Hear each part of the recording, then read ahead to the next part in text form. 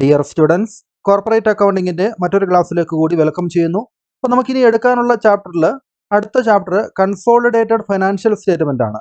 അപ്പോൾ അത് എക്സാമിന് സാധാരണ ഈ ഒരു ചാപ്റ്ററിൽ നിന്ന് ക്വസ്റ്റ്യൻ വരാറുണ്ട്. അപ്പോൾ നന്നായിട്ട് പഠിച്ചു വെക്കണം. അപ്പോൾ ഇതിന് മുമ്പത്തെ 60 ക്ലാസ്സുകളിലായിട്ട് നമ്മൾ കോർപ്പറേറ്റ് അക്കൗണ്ടിങ്ങിൻ്റെ ഓൾമോസ്റ്റ് എല്ലാ ചാപ്റ്റേഴ്സും തന്നെ കംപ്ലീറ്റ് ചെയ്തിട്ടുണ്ട്. അതിൽ പ്രീവിയസ് ഇയറിൻ്റെ ക്വസ്റ്റ്യൻ പേപ്പർ നമ്മൾ ഡിസ്കസ് ചെയ്തിട്ടുണ്ട്. എക്സാം റിവ്യൂ ഉണ്ട്. അപ്പോൾ കൂടുതൽ ക്ലാസ്സുകൾക്ക് വേണ്ടി നിങ്ങൾക്ക് കോർപ്പറേറ്റ് അക്കൗണ്ടിംഗ് എന്ന പ്ലേലിസ്റ്റ് സന്ദർശിക്കാവുന്നതാണ്. അതിൻ്റെ ലിങ്ക് ഞാൻ ഡിസ്ക്രിപ്ഷനിൽ കൊടുക്കുന്നതാണ്. പരമാവധി നിങ്ങളുടെ ഫ്രണ്ട്സിനായിട്ട് ഒന്ന് ഷെയർ ചെയ്ത് കൊടുക്കുക. ഇപ്പോൾ എക്സാമൊക്കെ അടുത്തിരിക്കുന്ന സമയത്ത് അവർക്കത് യൂസ്ഫുൾ ആവുകയും ചെയ്യും. അപ്പോൾ ചാനൽ ഇതുവരെയും സബ്സ്ക്രൈബ് ചെയ്യാത്ത ആരെങ്കിലും ഉണ്ടെങ്കിൽ ചാനലൊന്ന് സബ്സ്ക്രൈബ് ചെയ്ത് വയ്ക്കുക. കൂടാതെ മറക്കാതെ വീഡിയോ ലൈക്ക് ചെയ്യാനും നിങ്ങളുടെ അഭിപ്രായങ്ങൾ എന്ത് തന്നെയായാലും കമൻറ്റ് ബോക്സിൽ കുറിക്കാനും മറന്നു പോകരുതെന്ന് അപേക്ഷിക്കുന്നു. അപ്പോൾ നമുക്കിനി ക്ലാസ്സിലേക്ക് കടക്കാം.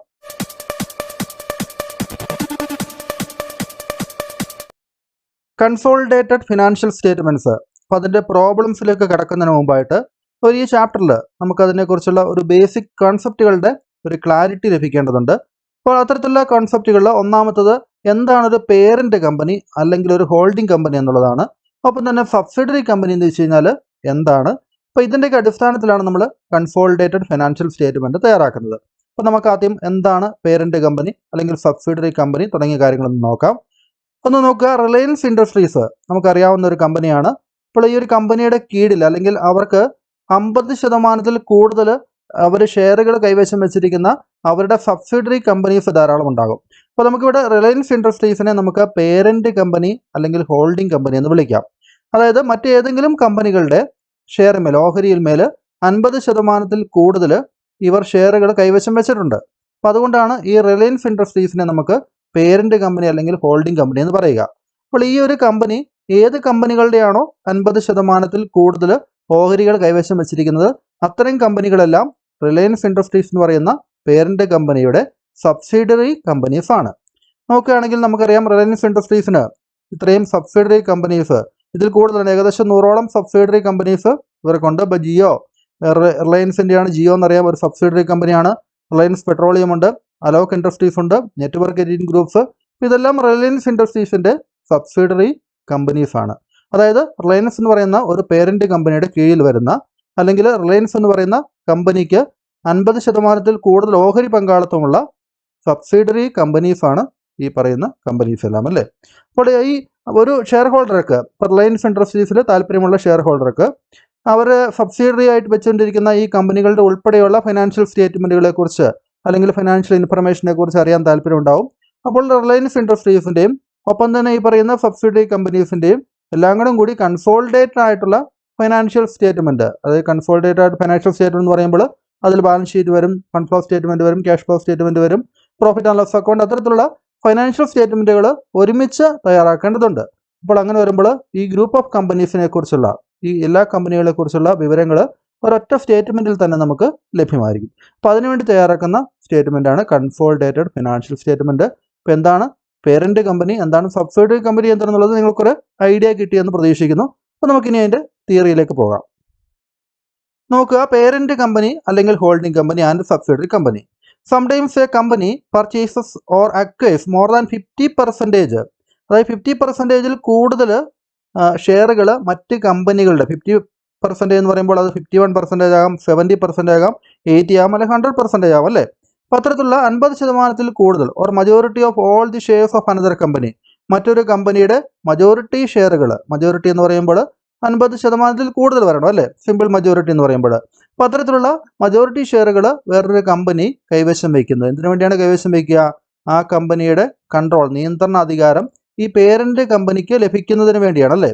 മറ്റ് സബ്സിഡറി കമ്പനിയുടെ 50%-ൽ കൂടുതൽ ഓഹരികൾ കൈവശം വയ്ക്കുന്നത് ആ കമ്പനിയിൽ മേൽ പേരൻ്റ് കമ്പനിക്ക് നിയന്ത്രണം കിട്ടുന്നതിന് വേണ്ടിയാണ്.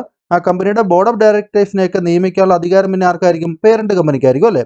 A company which acquires more than 50% of the shares of another company, മറ്റൊരു കമ്പനിയുടെ ഷെയറുകൾ ഏതെങ്കിലും ഒരു കമ്പനി 50%-ൽ കൂടുതൽ അക്വയർ ചെയ്യുകയാണെങ്കിൽ ഏത് കമ്പനിയാണോ അങ്ങനെ അക്വയർ ചെയ്യുന്നത് ആ കമ്പനിയെ നമ്മൾ എന്ത് വിളിക്കുന്നു? പേരൻ്റ് കമ്പനി അല്ലെങ്കിൽ ഹോൾഡിംഗ് കമ്പനി എന്ന് വിളിക്കുന്നു അല്ലേ.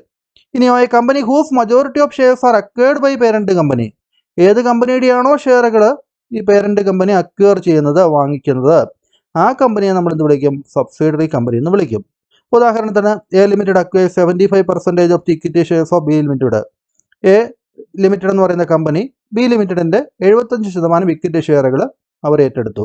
അപ്പോൾ അങ്ങനെ വരുമ്പോൾ എ ലിമിറ്റഡ് എന്ന് പറയുന്ന കമ്പനിയാണ് ഹോൾഡിംഗ് കമ്പനി അല്ലേ, അല്ലെങ്കിൽ പേരൻറ്റ് കമ്പനി. ബി ലിമിറ്റഡ് എന്ന് പറയുന്ന കമ്പനിയാണ് സബ്സിഡറി കമ്പനി. അപ്പോൾ എന്താണ് പേരൻറ്റ് കമ്പനി, എന്താണ് സബ്സിഡറി കമ്പനി എന്ന് ക്ലിയർ ആയല്ലോ. അപ്പോൾ നമുക്കിനി കൺസോളിഡേറ്റഡ് ഫിനാൻഷ്യൽ സ്റ്റേറ്റ്മെൻറ്റ്സ് എന്ന് വെച്ചാൽ എന്താണെന്നുള്ളത് നോക്കാം. The information contained in the individual financial statements of a parent company and each of its subsidiaries does not give a picture of group's total activities. അതായത് ഇവിടെ സെപ്പറേറ്റ് ആണ്. നമുക്ക് ഈ കൺസോളിഡേറ്റഡ് ഫിനാൻഷ്യൽ സ്റ്റേറ്റ്മെൻറ്റ് തയ്യാറാക്കുന്നതിന് മുമ്പായിട്ട് നമുക്കറിയാം ഓരോ കമ്പനിക്കും, അതായത് പേരൻറ്റ് കമ്പനിക്ക് അവരുടെ ബാലൻസ് ഷീറ്റ് ഉണ്ട്, ഒപ്പം തന്നെ ഓരോ സബ്സിഡറി കമ്പനിക്കും അവരുടേതായിട്ടുള്ള സെപ്പറേറ്റ് ബാലൻസ് ഷീറ്റ് ഉണ്ട്. അപ്പോൾ ഈ കമ്പനികളുടെ എല്ലാം കൂടി ഒരുമിച്ചുള്ള ഒരു ടോട്ടൽ ആക്ടിവിറ്റീസ്, ഒരുമിച്ചുള്ള ആ ഒരു പ്രവർത്തന റിപ്പോർട്ട് അത് നേടണമെങ്കിൽ അല്ലെങ്കിൽ കാണണമെങ്കിൽ കൺസോളിഡേറ്റഡ് ആയിട്ടുള്ള ഒരുമിച്ചുള്ള ഫിനാൻഷ്യൽ സ്റ്റേറ്റ്മെൻറ്റുകൾ തയ്യാറാക്കണം അല്ലേ. ഇപ്പോൾ ഗ്രൂപ്പ്സ് ടോട്ടൽ ആക്ടിവിറ്റി, ഗ്രൂപ്പ് എന്ന് ഉദ്ദേശിക്കുന്നത് എന്താണ്, പേരൻറ്റ് കമ്പനിയും സബ്സിഡറി കമ്പനിയും എല്ലാം കൂടെ കൂടുന്നതാണ് ആ കമ്പനി ഗ്രൂപ്പ് അല്ലേ. അപ്പോൾ ഗ്രൂപ്പിൻ്റെ ഒരു ടോട്ടൽ പിക്ചർ കിട്ടുന്നതിന് വേണ്ടി സബ്സിഡറി കമ്പനിയുടെയും പേരൻറ്റ് കമ്പനിയുടെ എല്ലാം കൂടി ഫിനാൻഷ്യൽ സ്റ്റേറ്റ്മെൻറ്റ് തയ്യാറാക്കണം.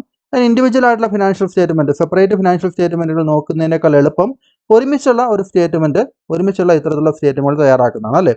When the financial statements of a parent and its subsidiaries are combined together, അപ്പോൾ പേരൻറ്റ് കമ്പനിയുടെയും സബ്സിഡറി കമ്പനീസിൻ്റെയും ഫിനാൻഷ്യൽ സ്റ്റേറ്റ്മെൻറ്റുകൾ ഒരുമിച്ച് ഒരൊറ്റ സ്റ്റേറ്റ്മെൻ്റ് ആയിട്ട് നമ്മൾ കമ്പൈൻ ചെയ്ത് തയ്യാറാക്കുമ്പോൾ we shall get A picture of group total activity. അപ്പം അങ്ങനെ വരുമ്പോൾ ആ കമ്പനികളുടെ പേരൻറ്റ് കമ്പനിയും സബ്സിഡറി കമ്പനിയും എല്ലാം കൂടിയുള്ള ടോട്ടൽ ആക്ടിവിറ്റീസ് അതിൻ്റെ ഒരു എൻ്റയർ പിക്ചർ അല്ലേ, ഒരുമിച്ചുള്ള ഒരു പിക്ചർ നമുക്ക് ലഭിക്കും. Such financial statements are called consolidated financial statement. അപ്പോൾ അങ്ങനെ തയ്യാറാക്കുന്ന ഫിനാൻഷ്യൽ സ്റ്റേറ്റ്മെൻറ്റിനെയാണ് കൺസോളിഡേറ്റഡ് ഫിനാൻഷ്യൽ സ്റ്റേറ്റ്മെൻറ്റ് എന്ന് പറയുന്നത്. നമുക്കിങ്ങനെ എഴുതാം, consolidated financial statements refers to the combined or aggregated financial statements of parent company and its subsidiary.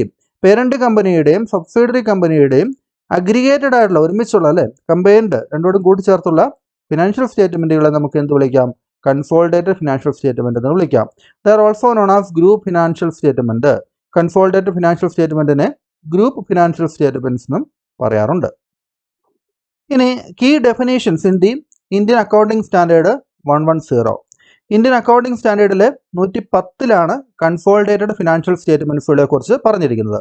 അപ്പോൾ ഇന്ത്യൻ അക്കൗണ്ടിംഗ് സ്റ്റാൻഡേർഡ് അനുസരിച്ചും സെബിയുടെ ഗൈഡ് ലൈൻസ് അനുസരിച്ചെല്ലാം ഒരു പേരൻറ്റ് കമ്പനി അതിൻ്റെ സബ്സിഡറി കമ്പനീസിൻ്റെ അക്കൗണ്ടുകൾ ഉൾപ്പെടുത്തിക്കൊണ്ടുള്ള കൺസോളിഡേറ്റഡ് ഫിനാൻഷ്യൽ സ്റ്റേറ്റ്മെൻറ്റ് തയ്യാറാക്കേണ്ടതുണ്ട്.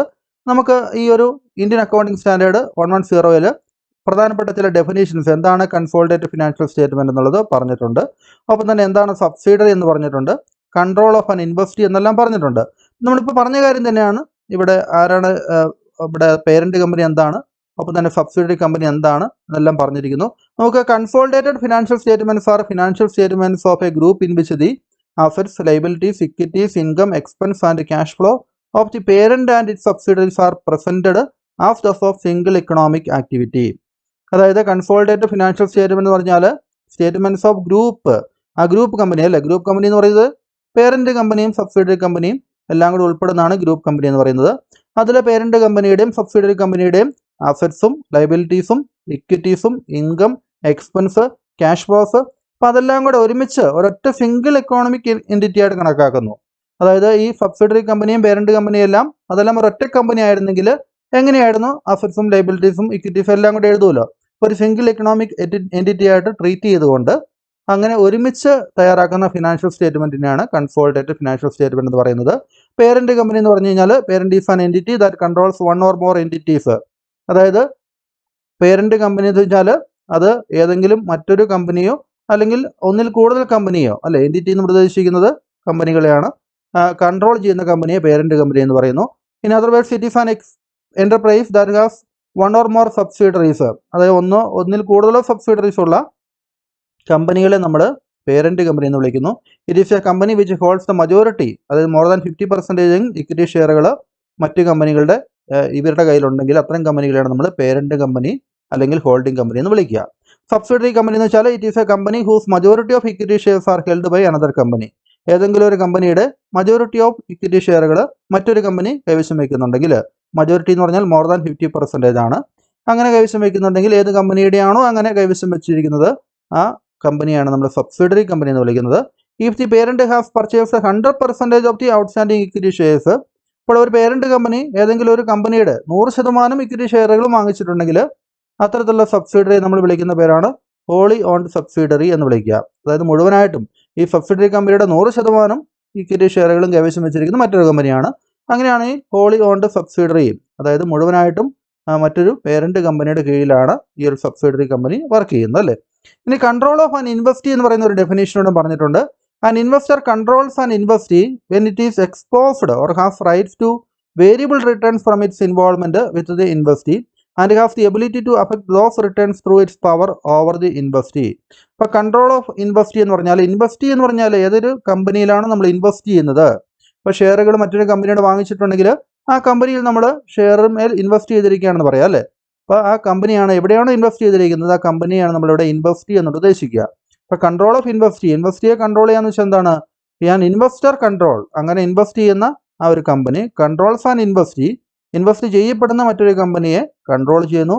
When it is exposed or has rights to variable returns from its involvement, അതായത് ഈ കമ്പനിയുടെ investor കമ്പനിയുടെ ഇടപെടൽ നിമിത്തം അതിന്റെ ബോർഡ് ഓഫ് ഡയറക്ടേഴ്സിനെ നിശ്ചയിക്കുന്നതും ആ കമ്പനിയുമായിട്ട് ബന്ധപ്പെട്ട കാര്യങ്ങളെല്ലാം ഇൻവെസ്റ്റർ കമ്പനിയാണ് തീരുമാനിക്കുന്നത് അല്ലേ. കാരണം അത് 50% കൂടുതൽ അവിടെ ഓണർഷിപ്പ് ഇൻവെസ്റ്റർ കമ്പനിക്ക് ഉണ്ടെങ്കിൽ ആ കമ്പനിയുടെ വേരിയബിൾ റിട്ടേൺസ്, ആ കമ്പനിയുടെ ലാഭം, അത്തരം കാര്യങ്ങളെല്ലാം നിയന്ത്രണം ചെലുത്താൻ വേണ്ടി ഈ ഇൻവെസ്റ്റർ കമ്പനിക്ക് സാധിക്കുന്നുണ്ട് അല്ലേ. അപ്പോൾ അത്തരത്തിലുള്ള ആ കൺട്രോൾ ഓഫ് ഇൻവെസ്റ്റ് എന്ന് ഉദ്ദേശിക്കുന്നതാണ് അത്തരത്തിലുള്ള നിയന്ത്രണം ഉണ്ടെങ്കിലാണ് ഇതിനെ കൺട്രോൾ ഓഫ് ഇൻവെസ്റ്റ് എന്ന് പറയുക. അതായത് ഇൻവെസ്റ്റിയെ കൺട്രോൾ ചെയ്യത്തക്ക വിധത്തിലുള്ള ഒരു പേരന്റ് കമ്പനിയാണ് ഇത്. 50% കൂടുതൽ അവിടെ ഓണർഷിപ്പ് ഈ പറഞ്ഞ പേരന്റ് കമ്പനിക്ക് ഉണ്ട്. അതുകൊണ്ട് അതിനെ കൺട്രോൾ ഓഫ് ഇൻവെസ്റ്റ് എന്നും പറയുന്നു. അപ്പോൾ ഇതാണ് ഇതിൽ പ്രധാനമായും നമ്മൾ പഠിച്ചിരിക്കേണ്ട കീ ഡെഫിനീഷൻസ്. ഇനി ഈ പേരന്റ് സബ്സിഡിയറി റിലേഷൻഷിപ്പ് അത് പലതരത്തിലാകാം. അതിൽ ഡയറക്റ്റ് ഹോൾഡിംഗ് ഉണ്ടാകാം, ഇൻഡയറക്റ്റ് ഹോൾഡിംഗ് ഉണ്ടാകാം. അപ്പോൾ അതിൻ്റെ ഹോൾഡിംഗ് കമ്പനിയും പേരന്റ് ഈ ഒരു സബ്സിഡിയറി കമ്പനിയും തമ്മിലുള്ള ആ ഒരു റിലേഷൻഷിപ്പിൻ്റെ സ്ട്രക്ചർ പ്രധാനമായിട്ടും രണ്ട് തരത്തിൽ നമുക്കതിനെ അതെങ്കിലും പഠിച്ചു വയ്ക്കുക. The simplest structure is one in which the parent company has only a direct interest in the shares of subsidiary company. അതായത് ഒരു പേരന്റ് കമ്പനിക്ക് സബ്സിഡിയറി കമ്പനിയുമായിട്ട് നേരിട്ട്, അതായത് സബ്സിഡിയറി കമ്പനിയുടെ ഷെയർമേൽ നേരിട്ട് പങ്കാളിത്തം ഉണ്ടെങ്കിൽ അതിനെ ഡയറക്റ്റ് ഹോൾഡിംഗ് എന്നാണ് പറയുക. അപ്പോൾ നമുക്കൊരു എക്സാമ്പിൾ, ഒരു പിക്ചർ നോക്കാം. ഈ ഒരു ഉദാഹരണം നോക്കുക. പി എന്ന് പറയുന്ന പേരന്റ് കമ്പനിക്ക് അതിൻ്റെ കീഴിൽ 3 സബ്സിഡിയറി കമ്പനീസ് ഉണ്ട്. 100% ഓഹരി പങ്കാളിത്തം സബ്സിഡിയറി കമ്പനി 1 ആദ്യത്തെ സബ്സിഡിയറി കമ്പനിയിലുണ്ട്. ഒപ്പം തന്നെ 80% പങ്കാളിത്തം, അതായത് F2 എന്ന് പറയുന്ന സബ്സിഡിയറി കമ്പനി രണ്ടാമത്തെ ആ കമ്പനിയുടെ 80% ഷെയറും കൈവശം വെച്ചിരിക്കുന്നത് പി എന്ന് പറയുന്ന പേരന്റ് കമ്പനിയാണ്. കൂടാതെ മറ്റൊരു മൂന്നാമത്തെ സബ്സിഡിയറി കമ്പനി അതിൻ്റെ 90% ഓഹരികളും കൈവശം വെച്ചിരിക്കുന്നത് പി ആണല്ലേ. ഇപ്പോൾ പി നേരിട്ട് ഈ പറഞ്ഞിരിക്കുന്ന 3 കമ്പനികളുടെ ഷെയറുകളും പി വാങ്ങിച്ചിട്ടുണ്ട് അല്ലേ. ഇപ്പോൾ പി എന്ന് പറയുന്ന കമ്പനി F1 എന്ന് പറയുന്ന കമ്പനിയുടെ 100% വാങ്ങിച്ചിട്ടുണ്ട്. അപ്പോൾ ആ പിയും F1 തമ്മിലുള്ള റിലേഷൻഷിപ്പ് എന്ന് പറയുന്നത് എന്താണ്? ഡയറക്റ്റ് ഹോൾഡിംഗ് ആണ്, നേരിട്ട് വാങ്ങിച്ചിട്ടുണ്ട് അല്ലേ. അതുപോലെ തന്നെ F2 ആയിട്ടും F3 ഈ പി എന്ന് പറയുന്ന പേരന്റ് കമ്പനിക്ക് നേരിട്ടുള്ള ഹോൾഡിംഗ്സ് ഉണ്ട്. Here F1 is A holy owned subsidiary. ഇവിടെ പി എന്ന് പറയുന്ന പേരന്റ് കമ്പനിയുടെ ഹോളി ഓൺഡ് സബ്സിഡിയറി കമ്പനിയാണ് F1. എന്തുകൊണ്ടാണ് ഹോളി ഓൺഡ് എന്ന് പറയാൻ കാരണം? 100% ഷെയറുകളും അത് പി കൈവശം വെച്ചിരിക്കുന്നത് അല്ലേ. F2 F3 അത് പാർലി ഓൺഡ് സബ്സിഡിയറീസ് ആണ്, ഭാഗികമായിട്ടാണ് ഷെയറുകൾ കൈവശം വെച്ചിരിക്കുന്നത് അല്ലേ. അപ്പോൾ in these subsidiary companies a proportion less than 50% of the shares is held by outside investors. ഈ പറഞ്ഞിരിക്കുന്ന ഈ രണ്ട് കേസുകളിൽ, അതായത് ഭാഗികമായിട്ടാണ് പി ഷെയറുകൾ കൈവശം വെച്ചിട്ടുള്ളൂ. ഇപ്പോൾ 80% പി കൈവശം വെച്ചിട്ടുള്ളൂ, ബാക്കി 20% പുറമേയുള്ള മറ്റാളുകൾ ഷെയറുകൾ കൈവശം വെച്ചിട്ടുണ്ടല്ലേ. ഈ കേസിൽ 10% പുറമേയുള്ള മറ്റ് കമ്പനികളോ ആളുകളോ ഈ F3 കമ്പനിയുടെ ഷെയറുകൾ വാങ്ങിച്ചിട്ടുണ്ട്. അതായത് അവർ ഔട്ട്സൈഡ് ഇൻവെസ്റ്റേഴ്സ് ആണ്. അപ്പോൾ നമുക്ക് പ്രോബ്ലംസ് ഒക്കെ ചെയ്യുമ്പോഴും കാൽക്കുലേഷന് വേണ്ടിയും ഈ ഔട്ട്സൈഡ് ഇൻവെസ്റ്റേഴ്സിൻ്റെ ഷെയർ ഓഫ് ഇൻട്രസ്റ്റ് ഇത്തരം കാര്യങ്ങളൊക്കെ കാൽക്കുലേറ്റ് ചെയ്യേണ്ടതുണ്ട്. അപ്പോൾ ഇത് ഈ നേരിട്ടുള്ള കമ്പനികളുടെ, അതായത് മറ്റൊരു കമ്പനിയുടെ ഷെയറുകൾ നേരിട്ട് മറ്റൊരു കമ്പനി വാങ്ങിച്ചിട്ടുണ്ടെങ്കിൽ അതിനെയാണ് ഡയറക്റ്റ് ഹോൾഡിംഗ് എന്ന് പറയുന്നത്. അപ്പോൾ അങ്ങനെയാണെങ്കിൽ ഇൻഡയറക്റ്റ് ഹോൾഡിംഗ് എന്താണെന്ന് നോക്കുക. A parent company may have indirect holdings in it subsidiaries. അതായത് a parent company holds more than 50% of the shares of another company. The subsidiary company holds more than 50% shares of another company. അപ്പോൾ അതായത് ഒരു company മറ്റൊരു കമ്പനിയുടെ 50% കൂടുതൽ ഷെയറുകൾ വാങ്ങിച്ചിരിക്കുന്നു. ഇനി ആ subsidiary company മറ്റൊരു കമ്പനിയുടെ, വേറൊരു കമ്പനിയുടെ 50% കൂടുതൽ ഷെയറുകൾ വാങ്ങിച്ചിരിക്കുന്നു. അപ്പോൾ അങ്ങനെ വരുമ്പോൾ എങ്ങനെയാണ് ഇതിൻ്റെ റിലേഷൻഷിപ്പ് നോക്കുക. പി എന്ന് പറയുന്ന കമ്പനി 51% ഷെയറുകൾ F1 എന്ന് പറയുന്ന കമ്പനിയിൽ വാങ്ങിച്ചിട്ടുണ്ട്. ഇവിടെ F1 എന്ന് പറയുന്ന ഈ കമ്പനി അവർ F2 മറ്റൊരു സബ്സിഡറി കമ്പനിയുടെ 50% ഈ F1 എന്ന് പറയുന്ന കമ്പനി വാങ്ങിച്ചിട്ടുണ്ട്. അപ്പോൾ അങ്ങനെ വരുമ്പോൾ ഈ പിയുടെ സബ്സിഡറി കമ്പനീസ് ആയിട്ട് F2 ഓട്ടോമാറ്റിക്കായിട്ട് മാറും. അതായത് പിയുടെ സബ്സിഡറി കമ്പനിയാണ് ഓൾറെഡി F1 അല്ലേ. അപ്പോൾ ഈ സബ്സിഡറി കമ്പനി മറ്റൊരു കമ്പനിയുടെ 51% ഷെയർ വാങ്ങിച്ചിട്ടുണ്ടെങ്കിൽ ഈ സബ്സിഡറി കമ്പനിയുടെ കീഴിൽ വരുന്ന ഈ F2 എന്ന് പറയുന്ന സബ്സിഡറി കമ്പനിയും ഓട്ടോമാറ്റിക്കായിട്ട് പിയുടെ സബ്സിഡറി കമ്പനീസായിട്ട് മാറും. എങ്ങനെയാണ് മാറുക? ഇൻഡയറക്റ്റ് ആയിട്ട് ഹോൾഡ് ചെയ്തിട്ടുണ്ട് അല്ലേ. അതായത് പി നിയന്ത്രിക്കുന്ന ഒരു കമ്പനിയാണ് F1 അല്ലേ. F1 നിയന്ത്രിക്കുന്ന ഒരു കമ്പനിയാണ് F2. അപ്പോൾ അങ്ങനെ വരുമ്പോൾ ഈ F1 F2 പിയുടെ നിയന്ത്രണത്തിൻ്റെ കീഴിൽ തന്നെ വരുന്നതാണ്. അപ്പോൾ അതിനെയാണ് ഇൻഡയറക്റ്റ് ഹോൾഡിംഗ് എന്ന് പറയുന്നത്. അപ്പോൾ ഇവിടെ ഇത്രയും കാര്യങ്ങളാണ് നമുക്ക് ബേസിക് ആയിട്ട് ഇതുമായിട്ടൊന്ന് പഠിച്ചു വെക്കേണ്ടത്. അപ്പോൾ അടുത്ത ക്ലാസ്സിൽ നമുക്ക് മൈനോറിറ്റി ഇൻട്രസ്റ്റ് ഉൾപ്പെടെയുള്ള കാര്യങ്ങൾ കാൽക്കുലേറ്റ് ചെയ്യുന്ന pre acquisition profit, post acquisition profit, അപ്പോൾ അത്തരത്തിലുള്ള കാൽക്കുലേഷൻസ്, നോൺ കൺട്രോളിങ് ഇൻട്രസ്റ്റ്, അതായത് മൈനോറിറ്റി ഇൻട്രസ്റ്റ്, അപ്പോൾ അത്തരം കാര്യങ്ങളുള്ള കാൽക്കുലേഷൻസ് നന്നായിട്ട് പഠിച്ചു വെക്കേണ്ടതുണ്ട്. അപ്പോൾ ഈ ക്ലാസ് നിങ്ങൾക്ക് യൂസ്ഫുൾ ആയി എന്ന് തന്നെ കരുതുന്നു. നിങ്ങളുടെ അഭിപ്രായങ്ങൾ എഴുതുക, ഫ്രണ്ട്സിനായിട്ട് ഷെയർ ചെയ്യുക. വീഡിയോ ലൈക്ക് ചെയ്യാൻ മറന്നു വരണമെങ്കിൽ വീഡിയോ ഒന്ന് ലൈക്ക് ചെയ്തേക്കുക. അപ്പോൾ നമുക്കിനി അടുത്ത ക്ലാസ്സിൽ കാണാം. താങ്ക്